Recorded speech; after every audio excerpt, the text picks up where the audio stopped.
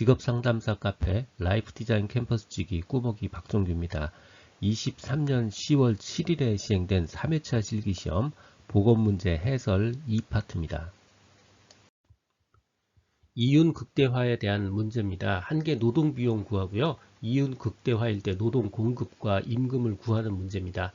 이 문제의 특징은요. 노동 공급 즉 종업원 숫자에 따라서 임금이 이렇게 변하고 있다는 겁니다. 우리가 다루는 문제의 대부분은 임금이 일정해요. 임금이 일정하니까 임금이 곧 한개 노동 비용입니다. 하지만 이렇게 임금이 6, 8, 10 이렇게 변할 때는 임금이 한개 노동 비용이 될 수 없고요. 한개 노동 비용을 별도로 계산해야 됩니다. 자, 풀이 방법은 완전히 동일합니다. 스텝 1, 2, 3 그냥 그대로 따라가면 똑같은 방법으로 구할 수 있습니다. 먼저 첫 번째 스텝에서 표를 그립니다. 자, 이 표요. 표를 그리고 이 표 안에 주어진 문제에서 주어진 값을 입력합니다. 이 표의 구성은요.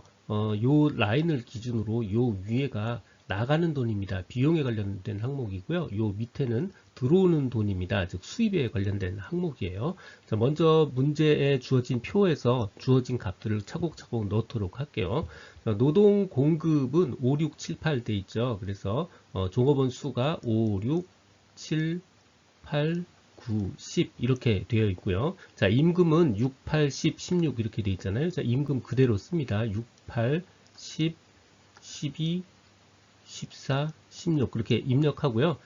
보통은 가격과 생산량을 데이터로부터 한개 수입 생산의 값을 구하는데 이 문제는 친절하게도 한개 수입 생산 값을 줬습니다. 정말 고맙죠. 그냥 그대로 쓰면 됩니다. 계산할 필요 없어요. 62, 50, 38 이런 식으로 그대로 문제로부터 쭉 쓰고요. 이제 이 주어진 표로부터 이 한개 비용 값을 계산하면 되는 겁니다. 이제 스텝 2에서 주어진 숫자를 바탕으로 이렇게 빈칸을 채워 넣습니다. 이 빈칸 계산은요, 단순히 곱하기 빼기가 전부입니다. 자, 비용은요, 임금에 몇 명이 일하고 있느냐, 이거 두 개 곱해주면 되잖아요. 임금 곱하기 종업원 수입니다. 그러니까 6 곱하기 5에서 30이 되고요.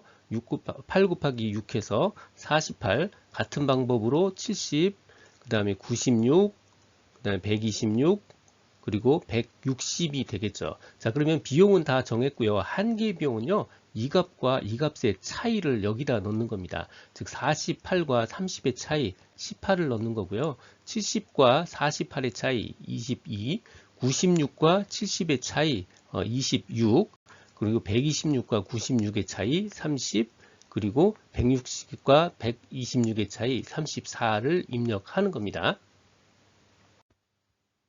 그리고 스텝 3에서 이 계산한 표를 읽어서 답을 쓰면 끝입니다. 자, 노동 공급이 7단위일 때, 노동 공급이 7일 때, 요때죠. 이때 한개 노동 비용을 쓰시오. 한개 노동 비용, 여기 있죠. 한개 비용, 이 값을 쓰는 겁니다. 22요. 그 다음 이윤 극대화가 이루어질 때, 이윤 극대화는 언제 이루어지죠? 한개 비용과 한개 수입 생산값이 같을 때 26으로 같죠. 나머지는 다 서로 다르잖아요. 요때가 바로 이윤 극대화가 이루어질 때고요. 이때 노동 공급 값을 구하라. 노동 공급 8이잖아요. 네, 노동 공급 8입니다. 이때 임금 값을 구하라. 임금 12죠. 네, 바로 12입니다. 그냥 주어진 숫자 적으면 끝이고요. 단 한 가지 이 문제에서는 자세히 보시면 지금 임금 값이 이렇게 변하고 있잖아요. 우리가 여태까지 보면 모두 임금 값이 동일하기 때문에 이 임금 값을 위에 계산 다 안 하고요. 한개 비용을 임금 값으로 그냥 쭉 써서 그렇게 계산을 했어요. 근데 이렇게 임금 값이 이렇게 변하고 있을 때는 그렇게 계산하시면 틀립니다. 반드시 이렇게 한개 비용 값을 별도로 계산을 해서요. 이렇게 해서 계산을 해야 제대로 된 계산이고요. 기본적인 계산 방법은 다 똑같이 스텝 1, 2, 3 그냥 그대로 따라 하시면 임금이 변하든 변하지 않든 우리는 동일한 방법으로 쉽게 계산을 하실 수 있는 겁니다. 진로 상담 과정에서 내담자와 관계를 수립하고 문제를 파악하는 데 필요한 기본 상담 기술 5가지를 쓰는 문제입니다. 6가지까지도 물어보기도 합니다. 직업 상담이라고 바뀌어도 사실 내용은 같은 문제입니다. 그냥 6가지 기억이 어려우니까 2가지씩 묶어서 기억하는 게 쉽습니다. 첫 번째, 상대방 말을 잘 듣고 공감해 주는 겁니다. 공감하고 적극적 경청이요. 두 번째, 상대방한테 피드백을 주는 겁니다. 반영을 해주고 요약과 재준수를 해주는 거예요. 그리고 세 번째는 명료화시키고 직면시켜주는 겁니다. 명료, 직면. 이렇게 6가지 중에서 5가지 적어주시면 됩니다. 행동주의 직업상담의 상담 기법은 크게 불안 감소 기법과 학습 촉진 기법의 유형으로 구분할 수 있습니다. 각 유형별 대표 방법 3가지를 쓰는 문제입니다. 행동주의 상담 기법은요, 굉장히 많아요. 그래서 요거 말고도 답이 훨씬 더 많습니다. 그래서 이미 내가 기억하고 있는 게 있다 그러면 그걸 사용하시면 돼요. 하지만 그게 없다면 저는 기억하기 쉬운 것들만 제가 모아놓은 겁니다. 그래서 그게 없다면 요걸 사용하시는 것도 좋은 방법이에요. 자, 먼저 체계적 둔감법과 토큰법은 우리 1차 시험에서 너무 많이 나왔죠. 체계적 둔감법 가장 대표적인 불안감소 기법입니다. 요거 적어 두시고요. 토큰법 가장 대표적인 학습 촉진 기법입니다. 일단 요거 2개는 무조건 적어 두시고요. 나머지 2개씩만 더 기억하시면 돼요. 자, 불안 감소 기법은 모두 다 불안 조건을 다루게 돼 있어요. 그래서 기법 이름이 다 조건이 들어갑니다. 그래서 금지 조건 형성, 반조건 형성, 요게 불안 감소의 대표 기법으로 사용될 수 있는 겁니다. 학습은 결국 롤 모델을 보여주거나 뭔가 강화 조건을 만들어내는 거죠. 그래서 학습 촉진 기법에는 강화 그리고 사회적 모델링과 대리학습 이렇게 적으시면 될 것 같아요. 자, 여기는 그냥 방법 3가지만 쓰라고 했으니까 이 3가지만 썼지만 실제로요, 가끔 여기에 이 각각에 대한 간단한 설명을 덧붙이라는 게 있어요. 그래서 공부하실 때는 요 각각에 대한 아주 간단한 설명도 같이 기억을 해 두시는 걸 권고드립니다. 성향검사 6가지를 쓰는 문제입니다. 습관적 수행검사라는 단어와 성향검사라는 말은 같은 말입니다. 그러니까 피험자가 평소에 어떤 행동을 하는지, 어떤 성향을 가지고 있는지를 측정하는 거예요. 가장 대표적으로는 어떤 성격검사, 흥미검사, 태도검사가 모두 다 성향검사에 해당됩니다. 그러니까 흥미검사에 해당하는 모든 종류, 뭐 스트롱 직업 흥미, 쿠더 직업 카드 분류, 선호도, 진로 사정검사, 이거 다 성향검사의 일종이고요. 성격검사에 해당되는 모든 거요. 성격 5요인, MBTI, MMPI 다 성향검사입니다. 그리고 태도검사에 해당되는 것도 다 성향검사입니다. 그러니까 이 흥미, 성격, 태도검사에 해당되는 모든 것들 중에서 기억나는 것 6가지를 적으면 되는데 우린 어차피 흥미검사 5가지를 꼭 기억해둬야 되거든요. 그래서 가급적이면 흥미검사 5가지 적고요. 나머지 성격검사 중에서 하나 더 집어넣으면 될 것 같아요. 흥미검사 5가지, 스트롱 직업 흥미검사, 쿠더 흥미검사, 직업카드, 직업선호도 검사, 진로 사정검사 이렇게 5개 적고요. 성격 5요인, MBTI나 MMPI 중에 하나 혹은 직무만족도 검사를 적어도 됩니다. 듣고 계신 강의는 직업상담사 2급 초단기 합격 비법의 내용을 바탕으로 제작되었습니다. 교재는 2002년부터 지금까지 20여 년간에 출제된 모든 문제의 내용과 빈도를 분석해서 핵심 기출문제 100제와 안전 합격을 위한 추가 30여제의 주제로 구성이 되어 있습니다. 지난 3년간 9번의 시험에서 평균 79%의 문제 적중률을 확인했습니다. 이 한 권의 교재와 유튜브 동영상만으로도 완벽한 수험 준비가 될 수 있도록 했습니다. 종이책 형태, 전자책 형태, 그리고 인쇄 가능한 PDF 파일 형태 등 필요에 따라 다양한 형태로 구입할 수 있습니다. 동영상 아래에 댓글에 구매 링크를 넣어드렸습니다. 한국 표준 산업 분류의 산업 결정 방법 4가지를 쓰는 문제입니다. 먼저 산업 결정 방법과 산업의 분류 기준은 다른 문제라는 겁니다. 이번 문제는 산업의 결정 방법이에요. 산업 결정 방법은 산출물의 크기에 의해서 산업이 결정되고요. 그걸로 해결이 되지 않으면 종업원 수, 임금, 설비로 산업을 결정합니다.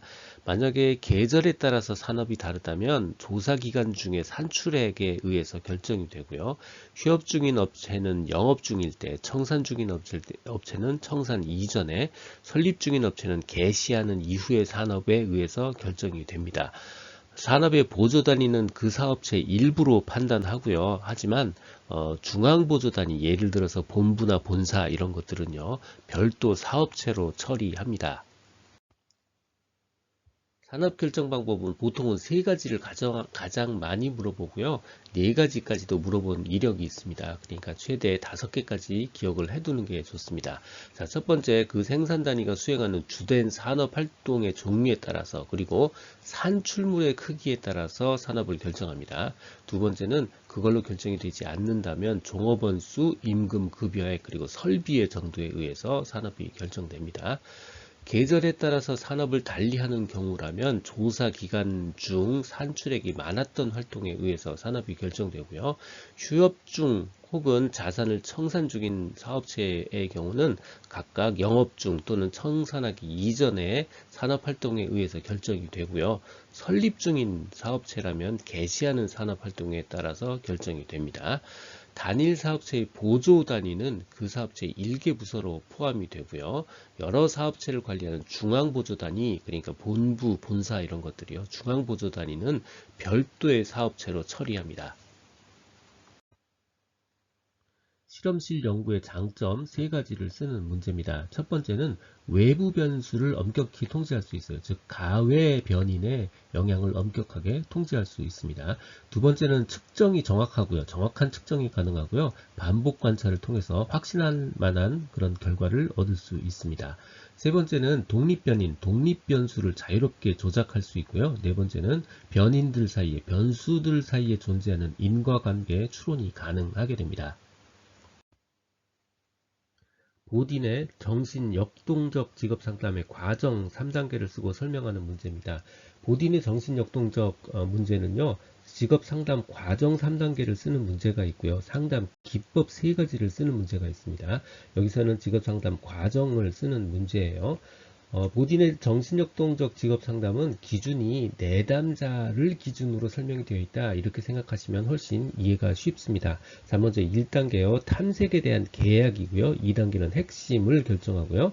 3단계는 변화를 위한 노력입니다. 이 단어 살려주셔야 돼요. 탐색에 대한 계약, 핵심 결정, 변화를 위한 노력이요. 자, 내담자를 기준으로 보면 훨씬 내용이 쉬워요. 정신역동적 상담은 말 그대로 내담자의 정신 속을 들어가서 막 헤집어 파는 거잖아요. 그러니까 기본적으로 내담자가 자기 정신 역동 속을 탐색하기로 허락해주지 않으면, 합의해주고 계약해주지 않으면 단 한 걸음도 갈 수가 없습니다. 그래서 1단계가 바로 합의와 계약이에요. 탐색에 대한 계약이요. 두 번째는 마찬가지로 내담자가 이러저러한 일을 작업을 통해서 목표를 정하잖아요. 그러면 그 목표에 대한 중대한 결정을 해야 되는 겁니다. 내담자는 성격의 변화 등 목표에 대한 중대한 결정을 하는 단계, 이게 바로 핵심 결정 단계고요. 3단계는 내담자가 변화를 위한 노력을 하는 거예요. 3단계 변화를 위한 노력이요. 내담자는 지속적인 변화를 모색하고 노력해야 되는 단계, 이게 바로 3단계입니다. 근로 기간이 정해져 있는 경우 바로 기간제 근로자입니다. 하지만 일반적인 근로자보다 근로 시간이 짧은 근로자, 바로 시간제 근로자입니다. 계약 기간이 정해져 있는 경우, 혹은 반복적으로 갱신해야만 하는 경우, 그리고 계속 근무를 기대할 수 없는 경우 모두 한시적 근로자고요. 파견 근로자, 용역, 특수고용, 가정, 일일 근로자 모두 비전형 근로자에 해당됩니다. 기간제, 한시적 근로자, 비전형, 시간제 근로자입니다. 내담자와 초기 면담 수행 시 상담자가 유의해야 할 사항 4가지를 쓰는 문제입니다. 초기 면담을 할 때 상담자가 유의해야 될 사항, 상담자가 해야 되는 것, 그걸 정리한 게 곧 상담을 구조화시킨 겁니다. 그러니까 상담의 구조화와 상담자 유의사항은 같은 문제입니다. 다만 딱 한 가지 차이는, 상담자 유의사항엔 면담 전에 사전 자료나 사례를 좀 검토해라 라는 것만 하나가 더 추가가 된 것뿐이에요. 상담의 구조화에 관련한 내용 굉장히 양이 많아서 조금 그룹핑을 하는 게 좀 쉽습니다. 자, 첫 번째 상담의 목표를 정하고요. 상담의 초기 목표를 설정하고요. 두 번째 상담의 구조화에 관련한 내용입니다. 그러니까 상담의 절차, 상담의 수단, 그리고 상담을 언제 어떤 시간으로 할지, 장소, 그리고 상담의 비용을 공지해야 돼요. 세 번째는 역할에 관한 내용입니다. 상담자 역할, 내담자 역할, 그리고 서로 지켜야 될 규칙에 대해서 이야기해야 돼요. 상담자가 내담자의 역할과 책임을 공지하고요. 내담자가 지켜야 될 규칙을 공지합니다. 그리고 비밀 보장 및 한계를 공지하고요. 마지막으로 면담 전 사례와 자료를 검토합니다. 이렇게 6가지 중에서 4가지 기억나는 순서로 적으시면 됩니다. 지금까지 라디캠지기 꾸벅이 박종규입니다. 지금 화면 좌측 상단의 재생 목록을 누르면 필요한 부분을 선택해서 들을 수 있습니다. 도움이 되셨다면 좋아요, 구독 부탁합니다. 감사합니다.